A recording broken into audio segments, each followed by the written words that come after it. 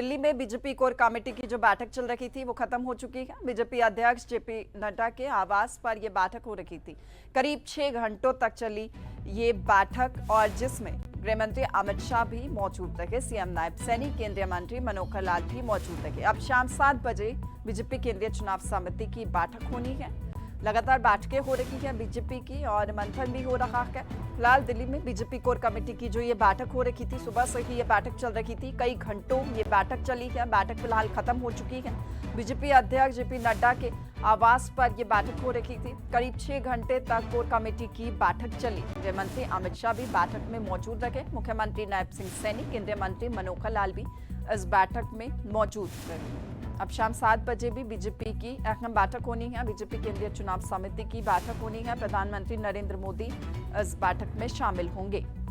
लगातार बीजेपी मंथन कर रही है। हरियाणा में चुनाव है, 1 तारीख को वोट डाले जाने हैं। उससे पहले लगातार बैठकों का दौर जारी है। एक के बाद एक बैठकें हो रही है और आज भी कई बैठकें हुई। सुबह छोटी टोली की बैठक भी हुई, बीजेपी कोर कमेटी की बैठक हुई और ये बैठक खत्म हो चुकी है। शाम को भी केंद्रीय चुनाव समिति की बैठक। और ज्यादा जानकारी ले लेते हैं। दिल्ली से संवाददाता विनय हमारे साथ लाइव जुड़ चुके हैं। विनय, बैठक को लेकर क्या जानकारी आपके पास, फिलहाल क्या अपडेट है?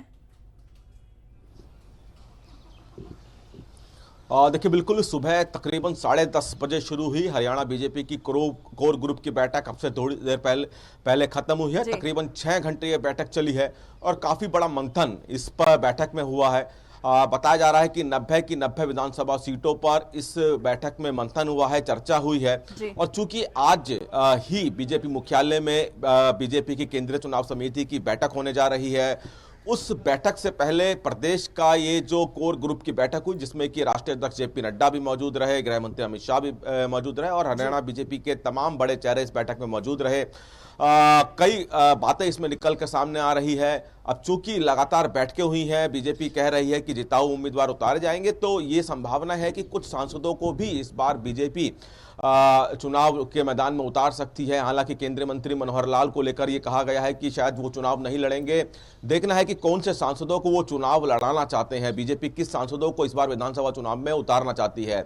अगर सांसद चुनाव में नहीं उतरते हैं तो उनके परिवार से किसी को बीजेपी इस बार चुनाव मैदान में उतार सकती है।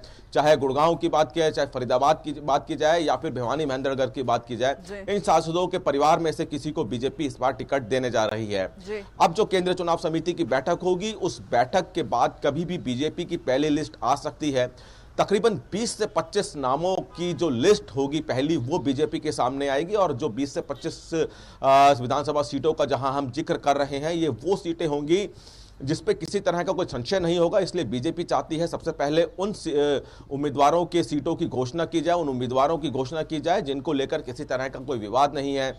बाकी जो सीटें हैं उसको लेकर बीजेपी फिर से चर्चा करेगी और उस पे बाकी सीटों को लेकर भी आने वाले दिनों में फिर से बैठक होगी। लेकिन अब जो आज बैठक होने वाली है, लगातार जो बैठकों का दौर जारी है, एक के बाद एक बैठक हो रही है। आज भी कई बैठक, शाम को भी एक बैठक रखी गई है, यानी कि कल तक संभव है कि लिस्ट पहली सामने आ सकती है बीजेपी की। देखिए, बिल्कुल आज चूंकि केंद्रीय चुनाव समिति की बैठक है, उस बैठक के बाद कभी भी, चाहे वो आज देर रात या फिर कल, ये पूरी संभावना है कि बैठक के बाद कभी भी आज देर रात को भी लिस्ट आ सकती है और कल सुबह तक भी लिस्ट आ सकती है। तो ऐसे में चूंकि इससे पहले भी कई बार देखा गया है कि जब भी केंद्रीय चुनाव समिति की बैठक होती है उसके बाद बीजेपी अपनी लिस्ट उम्मीदवारों की जारी करती है। आज भी जो बैठक होने वाली है उसके बाद पूरी संभावना है कि बीजेपी की जो उम्मीदवारों की पहली लिस्ट है वो कभी भी सामने आ सकती है। जी, शाम को भी विनय बैठक होनी है, 7 बजे ये बैठक रखी गई है। खुद प्रधानमंत्री इस बैठक में शामिल होंगे। इस बैठक में कौन कौन और शामिल होने वाला है और किस तरीके से इसमें विचार होने वाला है, और क्योंकि इंतजार लिस्ट का भी हो रहा है। देखिए, केंद्रीय चुनाव समिति की बैठक शाम को होने जा रही है 7 बजे, इसमें प्रधानमंत्री खुद मौजूद रहेंगे, बीजेपी राष्ट्रीय अध्यक्ष जेपी नड्डा मौजूद रहेंगे, गृह मंत्री अमित शाह मौजूद रहेंगे और हरियाणा के मुख्यमंत्री के समेत तमाम वो चेहरे जो कि इस केंद्रीय चुनाव समिति के सदस्य हैं वो इस बैठक में मौजूद रहेंगे। अब चूंकि हरियाणा बीजेपी की तरफ से वो पैनल तैयार कर लिया गया है जिसपे शाम को होने वाली बैठक में चर्चा होगी। कोशिश ये की गई है इस पैनल को लेकर कि 1 से 2 जो दावेदार हैं उन्हीं के नाम पैनल में रखे गए हैं, ताकि केंद्रीय चुनाव समिति के सामने जो लिस्ट दी जाए उसमें किसी तरह का कोई समय ज्यादा ना लगे। और चूंकि गहन चर्चा होनी है, आज हमने देखा कि सुबह से ही बैठकों का दौर जारी है। इस लिस्ट को लेकर 8:30 बजे सुबह छोटी टोली की बैठक शुरू हुई, उसके बाद 10:30 बजे कोर ग्रुप की बैठक शुरू हुई। ये तो दो बैठकें हुई हैं, चाहे वो छोटी टोली की बैठक हो या फिर कोर ग्रुप की बैठक हो, दोनों में ही सीटों को लेकर मंथन हुआ है। अब जो केंद्रीय चुनाव समिति की बैठक होगी उस पे बस जो उम्मीदवारों के नाम पैनल में जो दिए गए हैं उनके बारे में प्रधानमंत्री और जो बाकी बीजेपी के आला नेता है उनके बारे में बताया जाएगा कि आखिरकार इनको पैनल में जगह क्यों दी गई है।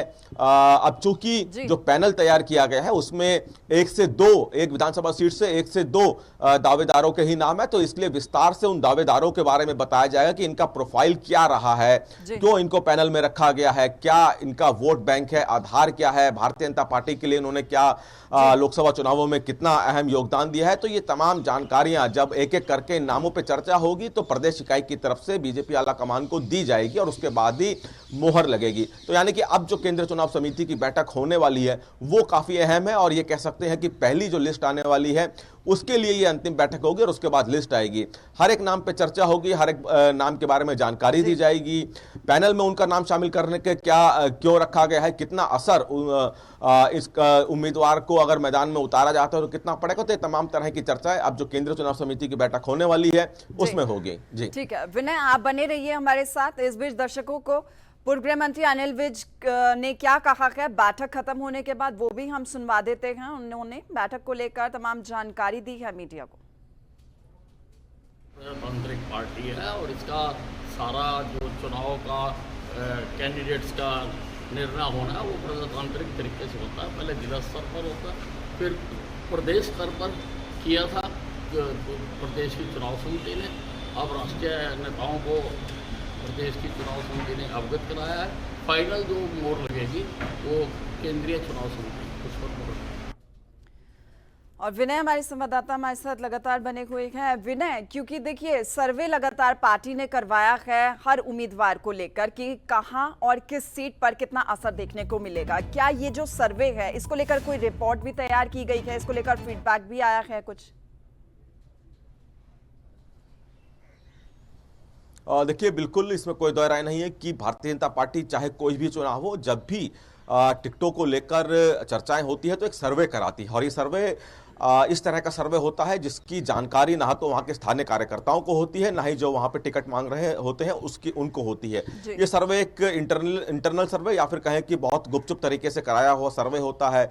जब टिकटों की वितरण की बारी होती है, जिस तरह से आज जो बैठक हुई है, जब टिकटों के नामों पर चर्चा होती है तो इस सर्वे को भी सामने रखा जाता है कि जो आवेदक यानी कि जिसने विधानसभा चुनाव लड़ने की इच्छा जताई है उसकी रिपोर्ट कार्ड इस सर्वे में क्या कहती है।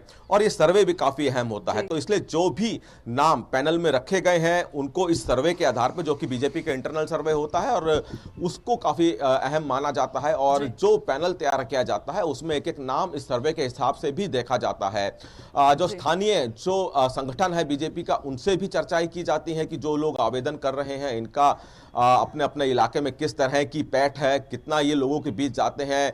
अगर कोई मौजूदा विधायक है तो उस विधायक का कार्यकाल भी देखा जाता है कि उस विधायक के कार्यकाल से वहां की जनता कितनी संतुष्ट है। तो ये तमाम तरह के अलग अलग आंकलन और सर्वे भारतीय जनता पार्टी के होते हैं, जिसके आधार पर टिकटों का वितरण होता है। तमाम सर्वे और तमाम जो फीडबैक हैं वो बीजेपी की तरफ से पहले ही लिए जा चुके हैं, और जो अब पैनल तैयार किया गया है इन सर्वे और इन फीडबैक के आधार पर भी तैयार किया गया है। अच्छा, खबर ये भी कि केंद्रीय मंत्री मनोहर लाल क्योंकि इस बार चुनाव वो नहीं लड़ेंगे विधानसभा का, पिछली बार से देखिए लगातार वो विधानसभा के चुनाव लड़ते भी आए हैं, और पूर्व मुख्यमंत्री के तौर पर उन्होंने देखिए कई साल तक सत्ता संभाली है हरियाणा की। इस बार वो विधानसभा का चुनाव नहीं लड़ रही है, इसको किस तरीके से देखा जाए? क्या करनाल पर कुछ इसका प्रभाव देखने को मिलेगा? क्योंकि एक अच्छी पैठ वो रखते हैं, सीएम सिटी के नाम से करनाल को जाना जाता रहा है 9.5 साल तक। और देखिए इस तरह की चर्चाएं हैं कि कुछ सांसदों को भारतीय जनता पार्टी विधानसभा चुनाव में टिकट दे सकती है। उसी के तहत एक नाम चला था मनोहर लाल, जो कि फिलहाल केंद्रीय मंत्री है, हरियाणा के पूर्व मुख्यमंत्री रह चुके हैं। लेकिन इस पे फिलहाल एक तरह से कहें कि ब्रेक लगा है इस खबरों को कि मनोहर लाल को चुनावी विधानसभा चुनाव में उतारा जा सकता है। इसके पीछे कारण यह है कि क्योंकि मुख्यमंत्री रह चुके हैं मनोहर लाल, उनके बाद उनकी जिम्मेदारी बढ़ाई गई, उनको लोकसभा का टिकट दिया गया, केंद्रीय मंत्री बनाया गया, 2 बड़े मंत्रालय उनके पास है। तो ऐसे में बीजेपी उनको विधानसभा चुनाव में उतारकर किसी तरह का कोई रिस्क नहीं लेना चाहती। मनोहर लाल कहीं ना कहीं जो चुनाव प्रचारक के रूप में आपको विधानसभा चुनावों में जरूर दिखाई देंगे, तमाम बैठकों में जरूर दिखाई देंगे, लेकिन उनको विधानसभा चुनाव में नहीं उतारा जाएगा, ऐसी खबरें सामने आ रही हैं। और किन बाकी सांसदों से भी बात की गई है। बहुत शुक्रिया आपका।